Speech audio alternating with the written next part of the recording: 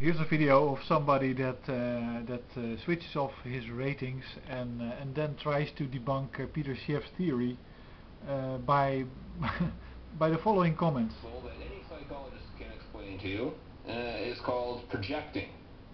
Peter Schiff is projecting his irrational hatred of the U.S. government onto China, and he does have an irrational hatred of the U.S. government. I mean, that is clear. So this guy gets a lot of views. He doesn't like people rating his videos, but he does allow comments, so that's a little bit well that allows me to comment on his videos. But the main point he says that China has exactly the same problems as the US, that the US will be shipping dollars to China and China will be shipping goods to the US. But that's of course and that the whole problem started at the moment that China wasn't able to sell their goods to the US anymore. No, it was the other way around. US banks understood that they didn't have anything of value in themselves, in their vaults and in their accounts anymore, so they started lending to each other, and soon enough the people in the US were out of money and they couldn't buy the Chinese stuff anymore. Now if all those banking stuff shenanigans were out of the way, so let's say if everybody woke up tomorrow morning, went to their bank, locked the front door and put some like a ton of bricks in front of it and says nobody is allowed in there or have anything to do with banking anymore or credit cards. We're just going to start with a new currency that we call the new US dollar, and it's issued by the government, and everybody gets 10,000 new US dollars, and then let's see if they can manage exchanging goods and services with that.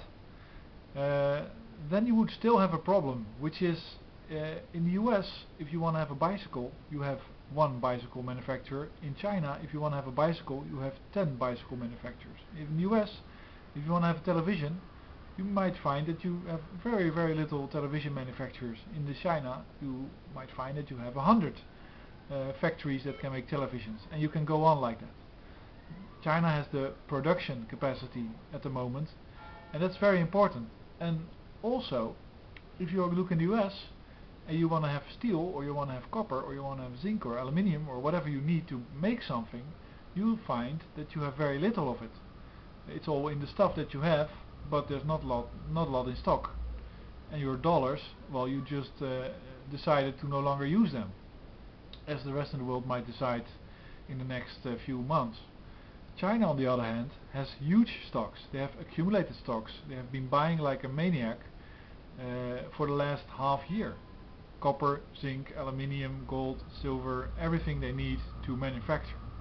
So there's the big difference, and there's the big quandary, and that's what Schiff is pointing at. Peter Schiff is pointing out that to be prosperous, you need to make things, and you need to be able to sell them then to a foreign country. And if you're not selling them, but you're just using them yourself, then at least you should have the resources, the raw materials, in order to make the stuff that you need. Because if you want to be a millman, you need a car to drive around, or a bicycle to drive around and bring the mill around. So how are you going to get that bike? Who's going to make it for you? Where are you going to buy it? And where's the steel coming from that you're making that bicycle with? All those things are very important, and they've all been tapered over by a banking system that allowed everybody to go into debt, pretend that money, the dollar, was valuable, that they gave it to the Chinese, and then they pretended to the Chinese that one day the Chinese would be able to buy something back with it. That was a big lie. China has woken up to that whole myth, and Peter Schiff is pointing that out, and I think that's a big bonus for him, and I think it's a good thing for the US, and the sooner people understand it, the better.